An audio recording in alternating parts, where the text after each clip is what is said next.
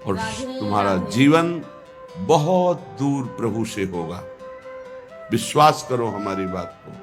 अभी अवसर है, निकल चलो। अभी तुम्हें हरि गुरु की बातें अच्छी नहीं लगती, अभी तुम्हें हरि गुरु का प्यार नहीं समझ में आ रहा, तुम्हें ऐसा लगता है कोई हमारे शरीर का प्यार करे तो वो हमारा प्यारा, इंद्रियों का दुलार करे सो हमारा प्यारा, हमारे मन के अनुकूल चलने वाला मिले, तो सच्ची मानिए सारी बातें हरि से पूर्ण होती है। अगर कोई तुम्हें प्यार करता है, हाँ, तो नाटक करता है प्यार का, वो तुम्हारा शोषण करना चाहता है इसलिए प्यार करता है। कौन ऐसा हृदय वाला है जो अपने को न्यौछावर करके तुम्हें प्यार करे? वो केवल हरि, और हरि गुणगान में मस्त भगवत अनुरागी, दूसरा नहीं। तुम तुम्हार सेवक असुरारी, स्वार्थ रहित जग जुग उपकारी। ये समझ में नहीं आता। प्यार का मतलब समझा जाता है वासनाओं का खेल हो तो प्यार, मनोरंजन हो तो प्यार, हरे मन का भंजन करके वासना का नाश करके उपासना में प्रतिष्ठित हो जाना, इसे प्यार कहते हैं। जो अविनाशी प्रकृति से भोग कर सुखी होना चाहता है, कभी नहीं हो सकता है। शब्द याद कर लो। खाते खाते दांत टूट जाएंगे, देखते देखते आंख फूट जाएगी, शरीर नष्ट हो जाएगा, पर वासनाएं ज्यों की त्यों रहेंगी और बढ़ती चली जाएंगी। ये जो जलन होती है, यही भस्म करती वासनाओं को। सच्चे उपासना के मार्ग में चलने वाले जलन की परवाह नहीं करते, कष्ट की परवाह नहीं करते, वही उस परम पद के अधिकारी होते हैं। कल एक ने प्रश्न किया कि ऐसा कोई मार्ग बताइए जिसमें कोई कष्ट न हो, भगवत प्राप्ति हो जाए। घर बैठ जाओ। ऐसा सृष्टि में लौकिक मार्ग नहीं है तो अलौकिक मार्ग की क्या बात? अगर आपको 500 रुपए चाहिए तो लेबरी करनी पड़ेगी, 8 घंटे मजदूर बनना पड़ेगा और ठेकेदार की बातें सुननी पड़ेगी। कोई भी कार्य करो आप, क्या सहज है, क्या सुखपूर्वक है? लेकिन आप लक्ष्य जब धन रखते हैं तो बड़े से बड़े कष्ट और कटु वचन को सहते हैं। आप जब दुख से निकलने के लिए लक्ष्य बना लिया भगवत प्राप्ति, तो फिर ये मनोरंजन कैसा? यही समझ में नहीं आता। एक आदमी प्यासा होता है, पानी पिला दे, कभी अगर वो दोबारा दिखाई देता है तो नेत्र नम हो जाते हैं कि एक दिन की प्यास इसने बुझाई थी। जन्म जन्म की प्यास बुझाने के लिए नाम मिला, मंत्र मिला, उपासना मिली, उसका कोई महत्व नहीं। ये तुम्हें प्यार नहीं नजर आ रहा? जो कभी संभाषण नहीं करते थे, देखते नहीं थे, वे तुम्हें अंतर और बाहर दोनों से देख रहे, तुमसे संभाषण कर रहे हैं। ये तुम्हें प्यार नहीं समझ में आ रहा? हमारी तो यही समझ में नहीं आ रहा कि उपासक का लक्ष्य क्या है। अगर लक्ष्य नहीं है तो तुम्हें कोई भी बदल नहीं सकता, और लक्ष्य है तो तुम्हें कोई बदल नहीं सकता। दोनों बातें समझ लो। लक्ष्य नहीं है तो तुम्हें परमार्थी कोई नहीं बना सकता, और लक्ष्य है तो तुमको कोई स्वार्थी नहीं बना सकता। चाहे जितना कुसंग हो जाए, तुम्हारा परिवर्तन नहीं हो सकता, क्योंकि तुम्हारा लक्ष्य है हरि गुरु को प्राप्त करना। उपासक समझिए, एक एक कदम तुमको प्यार मिलता चला जा रहा है। जानते हो, केवल पेट भरने के लिए, शरीर में वस्त्र पहनने के लिए और वास के लिए पूरा जीवन मेहनत करते हैं लोग, तब वो प्राप्त होता है। तुम्हें आदर के साथ ये सब बिना किसी प्रयास के मिल रहा है। किस लिए? तुम भगवान के हो, प्रियालाल के हो। इस बात की तुम्हें इज्जत रखनी है कि तुम प्रभु के दास हो, उसी की सब सुविधा है। अगर दासत्व विषयों का रखोगे तो छल कर रहे हो हमारे प्रभु के साथ। ये छल तुम्हारे हृदय को ताप पहुंचा देगा, ऐसा ताप जो कहीं शांति नहीं मिलेगी। समझ में नहीं आता। मेरे प्रभु उतरते चले जाते हैं, झुकते चले जाते हैं आपको उठाने के लिए। आप ऐंठते चले जाते हैं कि आप कुछ हैं, भोगना पड़ेगा आपको आगे। शब्द याद कर लीजिए। आगे आपको प्रतिकूलता ऐसे घेरेगी कि फिर कोई बचाने वाला दिखाई नहीं देगा, वो आप क्लेशित होंगे। इसलिए सावधान हो जाइए, परिस्थिति को सहना सीखिए। सहत सहत बाढ़े भगति गृह तन गुरुहित गार। जो सहनशील वही महात्मा होता है, जो सहनशील है वही प्रेम रस का अधिकारी बनता है, जो सहनशील है वही प्रियाजू का कृपा पात्र बनता है।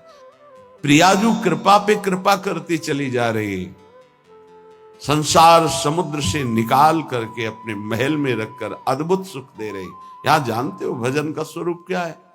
रहना ही भजन हो जाता है। पर रह कहां पा रहे हो? यहां तन यहां रह रहा है मन विषयों में, मन नाना प्रकार की कामनाओं की पूर्ति में। क्या वृंदावन वास हो रहा है? ये वनवास है। वृंदारण्ये चर अचर दृक् पश्य वृंदावन श्री।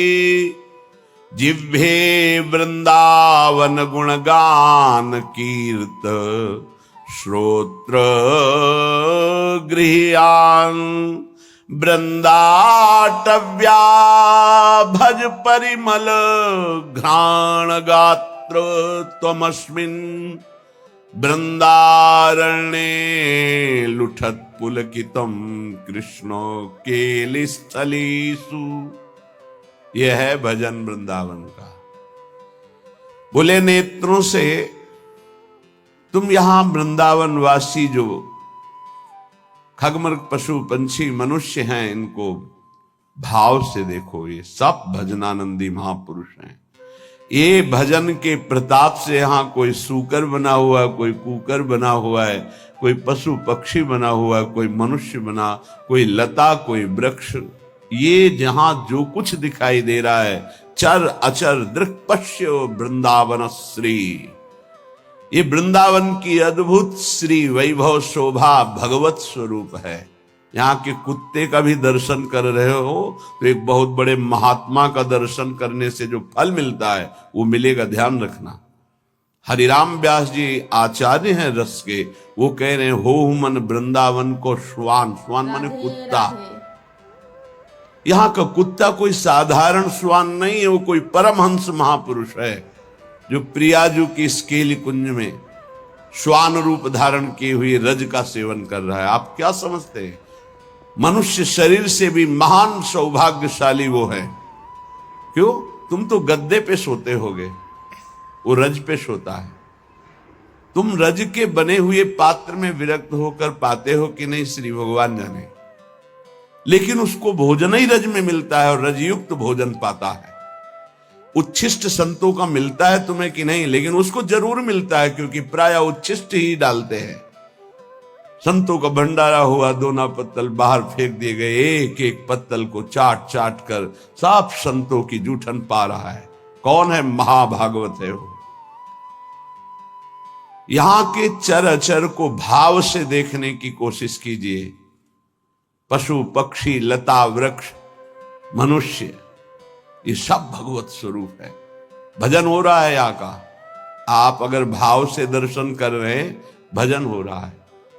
अगर भाव का अभाव है तो आपको गलत दर्शन होने लगेगा।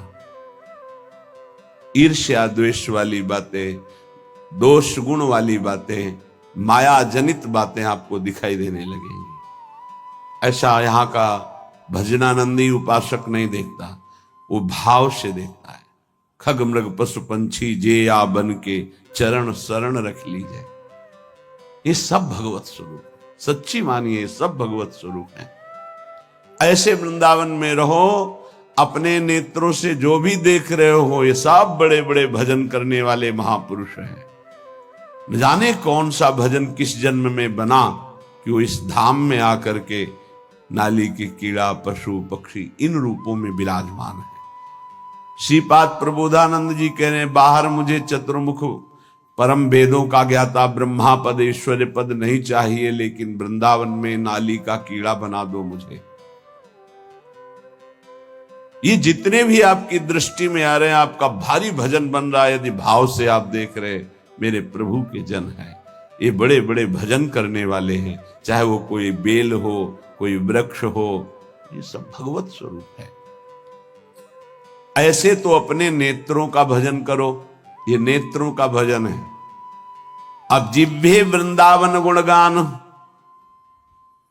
जीभ का भजन है वृंदावन की प्रिया प्रीतम की रूप माधुरी, गुण माधुरी, लीला माधुरी, कुंज निकुंजों की ये जो चर्चा करते हैं, अर्थात श्रीमद चतुरासी जी गाते हैं, 42 लीला गाते हैं, श्रीमद राधा सुधा निधि, केली मालजू, महावाणी जू, ये सब वाणी का भजन हो रहा है, दिव्य भजन, वाणी की सार्थकता हो रही। नाम कीर्तन करते हैं, राधा राधा राधा, वृंदावन वृंदावन वृंदावन, जिह्वे वृंदावन गुणगान, जीव का भजन हो रहा है, खूब गुणगान कर रहे हैं प्रिया प्रीतम का। कीर्तय श्रोत, श्रवणेन्द्री का भजन हो रहा है, खूब नाम कीर्तन सुन रहे हैं, बड़ा सुख मिलता है जब यहां सब उपासक जन जोर से गाते हैं, आवाज पहुंचती, हृदय नाच उठता है। अहो भाग्य, अहो भाग्य, कीर्तन करने वाले और सुनने वाले दोनों का। नाम संकीर्तनम यस्य सर्व पाप प्रणाशनम, सारे पापों का नाश हो रहा है, उच्च स्वर से प्रभु के नाम का कीर्तन कर रहे हैं। कीर्तन श्रोत्र, श्रवणेन्द्री से सुनने मात्र से प्रिया प्रीतम का प्रेम प्राप्त, ये बड़ी सामर्थ्य है कीर्तन में। गुण कीर्तन में जो पद गायन होता है, श्रवण सुनत प्रापक रति राधा पद अम्बुज सुकुमार। आप बैठे यहां सभा में और गुण कीर्तन हो रहा तो कृपा की वर्षा हो रही, आप भींज जाओगे। रासमंडल में महाप्रभु हरिवंश चंद्रजू के प्राकट्य उत्सव का 1 महीने पद गायन होता है। हमारी एकांतिक रुचि संन्यास वृत्ति के कारण प्रारंभ में सदगुरुदेव भगवान ने कहा कि आप सभा में क्यों नहीं जाते, तो उनका रुचि नहीं, एकांतिक रुचि रही, अकेला रहना, शांत ऐसे बार नहीं, वो सब उसका फल मिल गया है, प्रियाजू के चरणों की शरणागति। तो जाकर के विराजमान होकर के वहां वाणी सुनो ना, वाणी सुनने मात्र से सभा में प्रियाजू की कृपा प्राप्त होती है, बस फिर आगे प्रश्न नहीं हुआ। गुरुदेव के वचन है, अगर सभा है, ऐसे वाणी गायन हो रहा है, आप बैठे हैं, कुछ समझ में नहीं आ रहा, फिर भी आप निष्पाप हो रहे हैं, प्रियालाल के कृपा पात्र बन रहे हैं, ये बात समझनी चाहिए। कीर्तय श्रोत्र, गृह्यान वृंदाटव्या, भज परिमल घ्राण गात्र, त्वमस्मिन् वृंदारण्ये लुट पुलकितम कृष्ण केल स्थलीषु। तुम श्री वृंदावन के पुष्पों की सुगंध जो प्रियालाल के चरणों में समर्पित है, वृंदावन के पुष्प, ये खास बात है। जो हमारी ब्रजभूमि में प्रकट हुए पुष्प हैं, इनकी समानता करोड़ों रुपए का बाहर से पुष्प लाकर अर्पित करो तो मेरे प्रियालाल को उतना सुख नहीं होगा। यहां के हर श्रृंगार का, मोगरा का, गुलाब का, कनेर का या किसी भी का पुष्प, ऐसे मौलश्री का बहुत छोटा पुष्प, बड़ा सुगंधित पुष्प, 3 दिन तक वो प्रियालाल की सेवा में अर्पित किया जा सकता है, उसकी ऐसी महिमा है। उसकी माला बना के या 4 पुष्प रखते हैं। फिर वो जो घ्राणेन्द्रिय में प्रसादी सूंघा जाता है, जो प्रियालाल के श्रीअंग में इत्र अर्पित किया, वो प्रसादी जो घ्राणेन्द्रिय में, श्री तुलसी जो चरणों में अर्पित की गई, वो घ्राणेन्द्रिय में, हृदय में जाके प्रेम लक्षणा भक्ति प्रकट करती है। गृह्यान वृंदावन भज परिमल घ्राण, वृंदावन, वृंदावन की सुगंधित वस्तुएं बड़ी अनन्यता प्रिया प्रीतम के प्रेम में होती है। पूज्य श्री पंडित रामकृष्ण बाबा जी महाराज बड़े सिद्ध महापुरुष हुए। जैसे आप बाहर से आए हैं और फल अर्पित करें, बाबा स्वीकार नहीं करेंगे, तो उनके पास कोई भी वस्तु लाने के लिए ब्रजवासी का सहयोग होता था। किसी ब्रजवासी को दिया, वो ब्रजवासी जब जाके देगा, बाबा स्वीकार कर लेंगे। कोई भी वस्तु है ब्रजवासी के हाथ से, दंडोत बाबा ये रख दो, हम अमुक जगह से आए बाबा ये भेंट नहीं, हटाइए। ब्रजवासी अगर प्रेम से कुछ भी तो वो स्वीकार करते। एक बहुत धनी मानी आए बाबा की सेवा करनी, बोले बात भी नहीं करना जाके, बहुत वो दैन्य हुए तो बोले अगर सेवा करनी है तो जो अनुगामी शिष्य जन थे उन्होंने कहा कि इन घरों में ब्रजवासियों के बाबा माधुकरी लेने आते हैं, इन घरों में सेवा कर दो, वो बाबा को जब देंगे तो वो स्वीकार कर लेंगे। ये थोड़ी सी वृंदावन की निष्ठा रहनी जिससे हम उस रस को प्राप्त होते हैं। गात्र तमस्मिन वृंदारण्य लुंठ, शरीर का यहां पावन होना कैसे होता है? बोले वृंदावन की रज में लोट गया ये लुंठ। तो पुलकितम कृष्ण केलिस्थलेषु, श्रृंगार रस श्री श्यामा श्याम की इस केली भूमि में जो लोट गया, 84 के चक्र से मुक्त हो गया। पहले बहुत ऐसा दर्शन होता था परिक्रमा मार्ग में, रज में, ऊपर के वस्त्र बाहरी जन भी आकर उतार कर लौटते थे, दंडवती करते थे। ये दुर्भाग्य है कि सुविधा हो गई इस रोड की, दुर्भाग्य है। नहीं, जो रज में परिक्रमा करने में, दर्शन में, लौटने में सुख था वो इस रोड से थोड़ी है। पर कलयुग भगवान की लीला ऐसी है कि इतना आधुनिकता बढ़ती जा रही है कि रज रानी को प्राप्त करना दुर्लभ हो गया। अगर रज रानी ले तो वृंदावन की परिक्रमा में कहां से ले? परिक्रमा तो रोड में अब हो रही है, और रोड में रज रानी कहां मिलेंगे? वृंदावन का जो शुद्ध भजन है वो इस रज की अनन्यता से जागृत होता है, वो बुद्धि से नहीं जागृत होता। जो रजोपसेवी जन है उनके हृदय में जुगल जोरी का भाव जागृत होता है। महोज्वल रसोन्मद प्रणय सिंधु निस्यंदनी, महामधुर राधिका रमण खेलना नंदिनी, रसेन समधिष्ठिता भुवन वंद्य वृंदया, चकास्तु हृदय में हरे परम धाम वृंदाटवी। उन्माद रस प्रकट करने वाली ये भूमि वृंदावन है, जो ऐसे यहां रहता है एक एक इंद्री को प्रियालाल में लगा के। महोज्वल रसोन्मद प्रणय सिंधु निस्यंदिनी, महाउज्ज्वल परम निष्काम प्रेम रस का प्रादुर्भाव होता है जो उन्माद प्रकट कर देता है। श्री किशोरी जी के सहित रमण जी महाराज अर्थात राधा रमण जी महाराज अपनी विविध प्रेममयी क्रीड़ाओं के द्वारा उसके हृदय को अद्भुत आनंद प्रदान करते हैं, जो ऐसी रहनी से रहता है।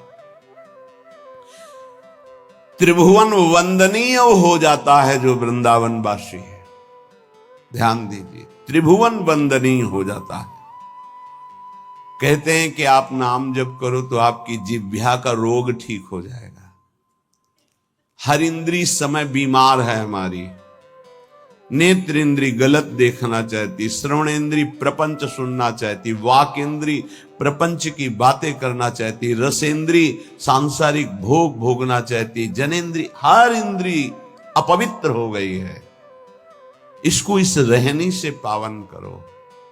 प्रियालाल को अर्पित किए हुए उच्छिष्ट का सेवन करो, प्रसाद का। नाम वाणी का गुणगान करो, नाम वाणी को सुनो, वृंदावन की रज शरीर में लगी रहे तो महाउज्ज्वल प्रेम रस इसी से प्रकट होता है। वो त्रिभुवन वंदनीय हो जाता है। वो राधा रमण जी की महामधुर लीलाओं का रसास्वादन करता है। ऐसे परमानंद में समधिष्ठित परम धाम श्री वृंदावन हमें स्वीकार करे, अर्थात हमें आश्रय और वास देकर रहनी प्रदान करे। ऐसी रहनी से हम रहें। जन्मनि जन्मनि वृंदावन भुवि वृंदार केंद्र वंद्यायाम अपि तृण गुल्मक भावे भवतु ममाशा समुल्लसाम। अब तो मेरी एक ही आकांक्षा है। श्रीपाद प्रबोधानंद जी महाराज कहते, जन्मनि जन्मनि वृंदावन भुवि वृंदार केंद्र वंद्यायाम। मैं इस वृंदावन भूमि को प्रणाम करके एक वरदान मांगता हूं कि मैं कभी मुक्त ना हो, बार बार मेरा जन्म हो इसी श्रीधाम वृंदावन। मनुष्य शरीर के लिए नहीं कहते। अपि तृण गुल्मक भावे भवतु ममाशा समुल्लासम। मुझे यहां का तृण बना दिया जाए, गुल्म बना दिया जाए, वृक्ष बना दिया जाए, क्योंकि मनुष्य बनना तो बड़ी दुर्लभ बात है। मुझे बार बार वृंदावन में जन्म मिले, चाहे घास बना दिया जाए, चाहे जो भी, पर मिले वृंदावन में। क्या पाया वृंदावन से कि कह रहे हैं मुझे मुक्त नहीं होना, मुझे बार बार जन्म मिले पर वृंदावन धाम में जन्म मिले। उपासक, इस कृपा को देखो कि जो बड़े बड़े महापुरुष यहाँ की गुल्मलता औषधि वृक्ष पशु पक्षी बनना चाहते हैं, तुम्हें मानव देह में वृंदावन मिला है। क्या तुम्हें प्रियाजू की कृपा नहीं दिखाई दे रही? क्या तुम इस बात को नहीं समझ पा रहे कि तुम्हारे ऊपर कितनी कृपा है? क्या तुमको इन विषयों में आसक्त पुरुषों पर कृपा नजर आ रही कि सौभाग्यशाली है, इनके पास गाड़ी है, इनके पास भोग सामग्री है, ये सौभाग्यशाली है? तुम्हें ऐसा लग रहा है? जरूर तुम्हारी बुद्धि दूषित हो गई है। सौभाग्यशाली वो है जिनका संबंध प्रियालाल से है, चाहे वो गृहस्थ हो चाहे वो विरक्त हो। सौभाग्यशाली वो है जिनका लक्ष्य बन गया है भजन करना, नित्य निरंतर अपने इष्ट के चिंतन में रहना। कैसा दुर्भाग्य है कि हम अपने प्यारे को छोड़कर संसार की कोई वस्तु, व्यक्ति, स्थान का प्यार चाहते हैं। कैसे धिक्कार है बुद्धि को, कैसे समझाएं? अरे बहुत थोड़ा समय है, अभी तो तुम इंद्रियों के भोग विलासिता की चाह कर रहे हो। अभी भयंकर रोग कोई प्रकट होने वाला है, तुम नहीं समझते हो। फिर क्या करोगे? फिर रोग निवृत्ति के लिए रोगे। कर्म कभी डंडा लेके किसी को नहीं मारता, ध्यान रखना। कर्म घटना बनता है, कर्म परिस्थिति बनता है, कर्म भयानक रोग बनता है, कर्म बुद्धि को भ्रष्ट करता है, कर्म डिप्रेशन बनता है, कर्म नाना प्रकार की कुचिंताएं ये बनता है। आप समझो, बुरी दशा आने के पहले बुद्धि बदली जाती है, बुद्धि को भ्रष्ट किया जाता है, बुद्धि को गिराया जाता है। गुरु कृपा पात्र, हरि कृपा पात्र, बुद्धि को छोड़ दे विषयों की तरफ, ये तो बहुत बड़ी हानि का विषय है। सावधान, इस जन्म को मत बर्बाद करो, बहुत कृपा हो गई। कुछ देखी देखा बाबा जी बन जाता है, देखी देखा है। इसकी इसका बाढ़ा जोग, छीजी काया बाढ़ा रोग, सधुवई भाषा। एक ने देखा बाबा जी को तो बड़ा सुख है, उनको क्या पता सच्चे मार्ग के पथिक को जितनी मेहनत है विश्व में कोई इसी को इतनी मेहनत है ही नहीं। सच्चाई से समझ लीजिए, कम से कम 5 बजे तक तो सोते ही हैं लोग, वैसे तो 9-10 भी बज जाते हैं। तुम मेहनत करते हो, क्या मेहनत करते हो तुम? बाहरी शरीर की, रात रात भर जग करके, दिन दिन भर जग कर अपने मन को मारकर चिदानंद तत्व में लगा रहे। अरे जिस अनंत ब्रह्मांडों के स्वामी को सोचने की भी तुम्हारी सामर्थ्य नहीं कि वो है, वो निरंतर उनके प्यार और दुलार में अपने आप की हर इच्छाओं को भस्म करके, हर परिस्थिति को सह करके आगे बढ़ रहे हैं। तुम्हें क्या पता? किसी भोग को लक्ष्य रख करके संत वेश होना या परमार्थ में चलना, किसी सुविधा को लेकर या किसी पद को लेकर, पक्का समझ लीजिए आपका हृदय जलेगा, आपका शरीर दुखी हो जाएगा। पक्का। यदि लक्ष्य है कि हर कष्ट सहकर श्यामा श्याम की प्राप्ति करेंगे तो पक्का समझ लीजिए आपका हृदय शीतल हो जाएगा और आपको कोई भी विपत्ति, कष्ट, रोग स्पर्श नहीं कर पाएगा। आएगा, स्पर्श नहीं कर पाएगा। दुख देना तो अलग की बात रही। हरि तज होए विषय अनुरागी, वो अभागी है, आप अभागी नहीं हैं। भगवत मार्ग के पथिक इस बात को समझें कि हमारी इंद्रियां जो भोगों की मांग कर रही, उनका मांग पूरी हो जाना बड़े भाग्य की बात है। नहीं, ये अभागी का लक्षण है। हम मांगे और ना मिले और प्रभु के मार्ग में हमारी उन्नति हो, ये भाग्यशाली का लक्षण है।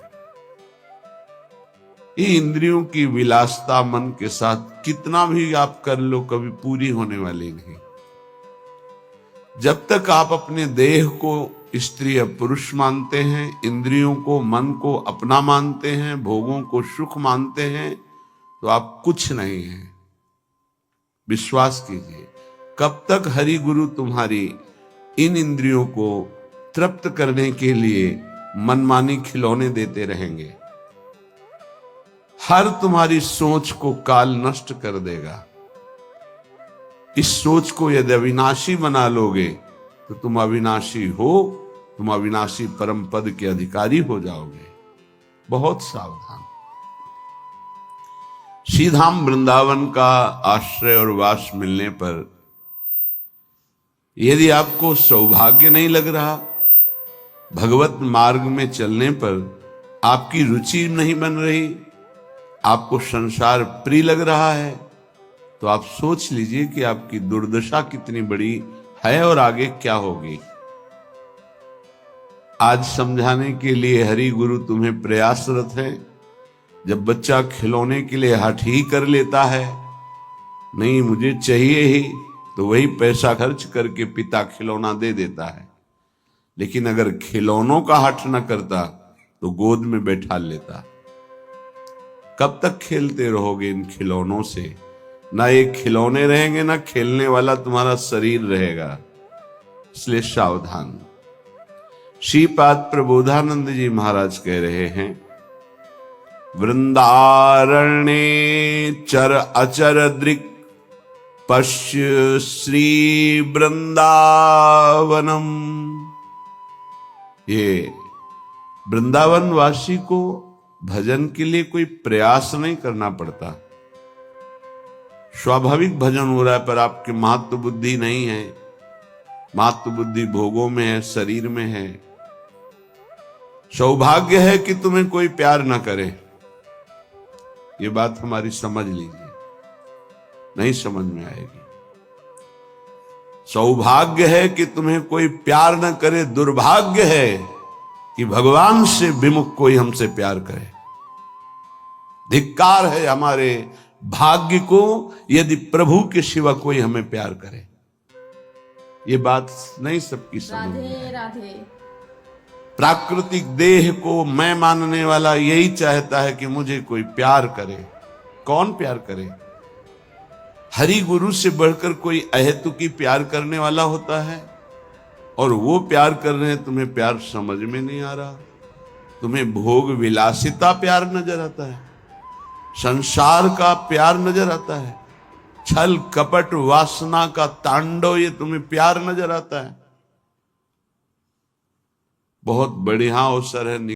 राधे राधे। तो आपको ये वीडियो पसंद आया तो please like, share, comment, subscribe कीजिएगा। धन्यवाद। राधे राधे।